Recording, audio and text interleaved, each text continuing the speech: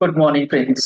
GST platform के YouTube channel में आप सभी का स्वागत है। जी हाँ फ्रेंड्स, 1 अप्रैल 2025 से ई इनवॉइसेस के प्रोविजन बदल गए हैं। अब जो लोगों का सवाल है कि ई इनवॉइस बनाने की क्या डेडलाइन है, यानी कि उसको बनाने की लास्ट डेट है क्या, तो आज का जो ये सेशन है हम लोग यही समझेंगे कि ई इनवॉइस बनाने के लिए क्या डेडलाइन है। बहुत डिटेल के अंदर आपको सारी बातें जो हैं वो समझ में आएंगी, तो जुड़े रहिएगा इस सेशन के एंड तक। कोई भी कंफ्यूजन आपको इसके बाद नहीं होगा। तो यहाँ पर आप देख पा रहे हैं ई इनवॉइसिंग की डेडलाइंस क्या है जीएसटी के अंदर। आपको इसके लिए क्या समझना है, इसके लिए आपको सेक्शन 38, रूल 46 और रूल 48, इन तीनों का कॉम्बिनेशन जो है वो अच्छे से समझना होगा। और ये सारी चीजें हम लोग अपने जीएसटी के फुल कोर्स में आपको बताते हैं। अगर आप कोर्स ज्वाइन करना चाहते हैं तो आप हमारा मोबाइल एप्लीकेशन जीएसटी प्लेटफॉर्म का जो हमारे प्ले स्टोर पर अवेलेबल है, गूगल प्ले स्टोर पर, वहां से डाउनलोड कर सकते हैं। लिंक आपको वीडियो के डिस्क्रिप्शन बॉक्स में दिया गया है। अब सबसे पहले आप ये समझिए कि आपको ई इनवॉइसिंग का मतलब होता क्या है। ई इनवॉइसिंग का मतलब ये होता है जो भी आप बी टू बी के इनवॉइसेस बनाएंगे। बी टू बी का मतलब जो भी आप रजिस्टर्ड पर्सन को कोई सामान बेचते हैं, यानी कि आप सेलर हैं, आप रजिस्टर्ड हैं, परचेजर आपका रजिस्टर्ड है, ये ट्रांजैक्शन हो गया B to B invoice. B to B invoice को जब आप इलेक्ट्रॉनिकली ऑथेंटिकेट कर लेते हैं जीएसटी पोर्टल के थ्रू, और वो किसके थ्रू होता है, वो कौन सा पोर्टल होता है जिसके जरिए आप इसका, जिसके प्रोसेस को यूज करके आप इसको ऑथेंटिकेट करते हैं, उस पोर्टल का नाम होता है इनवॉइस रजिस्ट्रेशन पोर्टल, यानी कि IRP portal before being issued to the recipient. यानी कि आपने कोई टैक्स इनवॉइस बनाया अपने कैश मेमो या अपने बिल बुक के अंदर, और उस बिल बुक का जो नंबर है, उस नंबर और उस डिटेल के साथ आपने सारा कुछ डेटा जो है वो पंच कर दिया जीएसटी आईआरपी पोर्टल पर। उसके बाद आपका वो इनवॉइस ऑटोमेटिकली ई इनवॉइस में कन्वर्ट हो जाता है और उसका एक रजिस्ट्रेशन नंबर आपको मिल जाता है। अब सवाल यह आता है कि मान लीजिए आपने जो टैक्स इनवॉइस बनाया, वो बनाया 1 अप्रैल 2025 को, आपने बिल बुक में काट दिया। अब इस बिल बुक के अंदर जो आपने 1 अप्रैल 2025 को इनवॉइसिंग करी है, इसका रजिस्ट्रेशन आईआरपी पोर्टल पर registration is equal to e invoice होता है। ये कब तक करना है, इसके लिए की टाइम लिमिट्स क्या है, तो इसको जो समझना है, जो कंफ्यूजन है लोगों में, वो इसी पॉइंट को लेकर के है कि उनको सेक्शन और रूल्स के बारे में पता ही नहीं। अब रूल क्या है वो समझिए। रूल 46 कहता है कि आपको इनवॉइस जो बनाना है उसकी टाइम पीरियड क्या है। अब जब आप इनवॉइस बनाएंगे तो आप या तो गुड्स बेच रहे होंगे, या आप सर्विसेज सप्लाई कर रहे होंगे, या सर्विसेज बेच रहे होंगे।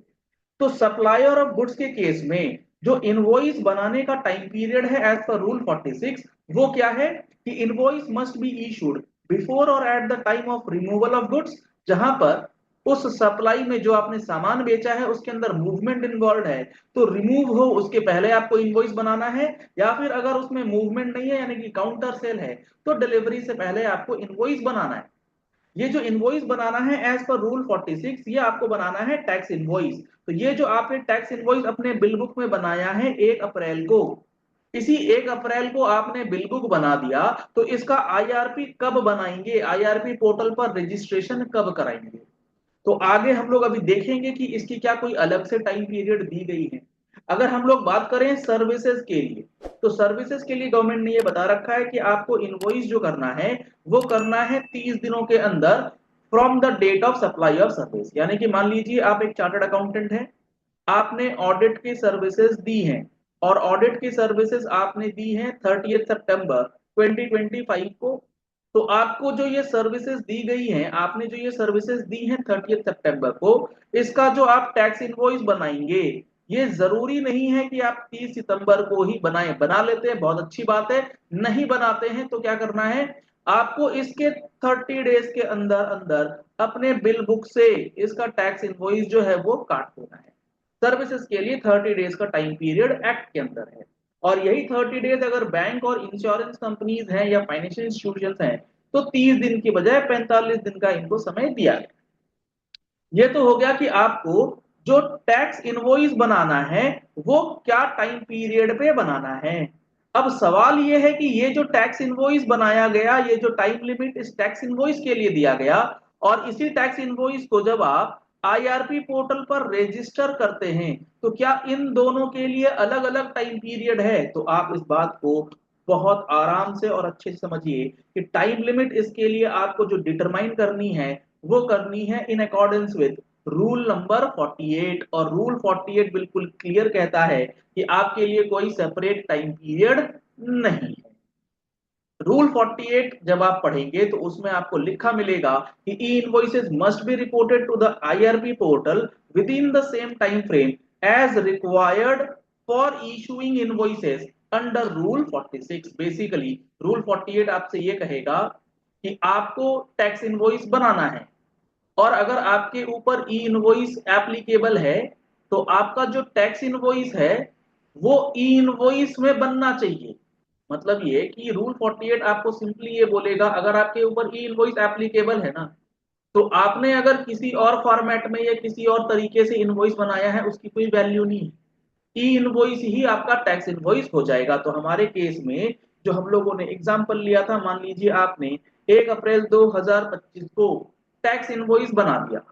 अब रूल 48 ये कहता है कि जब आपने टैक्स इनवॉइस बनाया 1 अप्रैल 2025 को और आपके ऊपर ई इनवॉइसिंग के प्रोविजंस एप्लीकेबल हैं, तो ये जो आपने टैक्स इनवॉइस बनाया है 1 अप्रैल को, इसकी कोई वैल्यू है ही नहीं।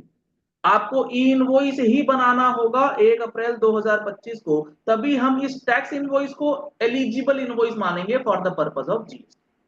तो आप अगर 30 दिन के बाद अगर आप ये टैक्स इनवॉइस जो 1 अप्रैल को बना, इसका आईआरपी पोर्टल पर रजिस्ट्रेशन 30 दिनों के बाद कराते हैं, तो आपने violation of rule 46 red with rule 48 जो है वो आपने कर दिया है। इसके लिए कोई सेपरेट डेडलाइन जो है वो एग्जिस्ट नहीं करती है for uploading the invoices to invoice registration portal. It must be done before or simultaneously with the invoice of issuance of invoice to the recipient. Invoice जब आपने इशू कर दिया, साथ ही साथ आपको ये काम जो है वो करना है। सिंपली अगर आपने ये सारी चीजें फॉलो नहीं करी तो आपके ऊपर सेक्शन 125 की जो जनरल पेनल्टी है नॉन इशुएंस ऑफ इनवॉइस वो लगाई जा सकती है। आप इसको ना ई इनवॉइसिंग को सिंपली टर्म्स में ऐसे भी समझ सकते हैं कि आपने कोई एक रजिस्टर्ड लेटर भेजना है। तो जब आप रजिस्टर्ड लेटर भेजते हैं तो उसका क्या मतलब होता है, क्या प्रोसेस होता है। आपको सबसे पहले एक डॉक्यूमेंट तैयार करना होता है with in the legal time frame, जो आपने टैक्स इनवॉइस बना लिया। अब जब आप वो रजिस्टर्ड लेटर अपने कस्टमर को देते हैं तो आपको क्या करना पड़ता है, गवर्नमेंट से स्टैम्प कराना पड़ता है। तो उस लेटर को जो आप गवर्नमेंट से स्टैम्प कराते हैं, तो हमारे एग्जाम्पल में जो वो लेटर है वो आपका हो गया टैक्स इनवॉइस, और स्टैंपिंग का मतलब हो गया कि आईआरपी पोर्टल पर आप उसे स्टैंपिंग करा रहे हैं। तो उस टैक्स इनवॉइस का स्टैंपिंग जो है वो कराना है, आप उसको कस्टमर को हैंड ओवर करें उससे पहले। The stamping and the delivery should happen with in the same legal time frame. जो टाइम फ्रेम दिया गया है वो सेम होना चाहिए, उसमें कोई भी डिफरेंस नहीं होना चाहिए। और टाइम फॉर स्टैंपिंग के लिए कोई अलग से नहीं होता है। सिमिलरली ई इनवॉइसिंग बनाने के लिए अलग से कोई टाइम पीरियड नहीं। अब आपको ये बात अच्छे से समझ में आई होगी कि ई इनवॉइसिंग की जो डेडलाइंस हैं वो क्या है और आपको कब तक ये बनाना है। सर लेकिन पोर्टल पर एडवाइजरी आ रखी है कि आप 30 दिनों के अंदर तक अपना आईआरपी रजिस्ट्रेशन करा सकते हैं अगर आपका टर्नओवर 10 करोड़ रुपए या उससे कम का है। तो आपको मैं बता दूं, पोर्टल की ये एडवाइजरी लीगल फ्रेमवर्क को कभी भी ओवरराइड नहीं कर सकती। पोर्टल आपको एक ऑप्शन दे रहा है, इसका मतलब ये नहीं है कि प्रोविजन यही हो जाएगा। तो इस बात को ध्यान से समझ करके आपके इनवॉइस में कोई सवाल ना उठा दे, आप समय रहते अपना ई इनवॉइसिंग जो है वो कर लीजिए। डिटेलिंग के लिए आप हमारा मोबाइल एप्लीकेशन डाउनलोड कर लीजिए, उसके अंदर कोर्सेज आपको अवेलेबल कराई गई है। 180 प्लस आवर्स की सारी डिटेल्स आपको मिलेंगी। अगर आपको मंथली जीएसटी और इनकम टैक्स की अपडेट्स रेगुलर बेसिस पे चाहिए तो आप हमारी मैगजीन का सब्सक्रिप्शन ले सकते हैं, जिसके लिए कॉन्टैक्ट नंबर्स आपको स्क्रीन पर दिए गए हैं। Thank you and have a nice day.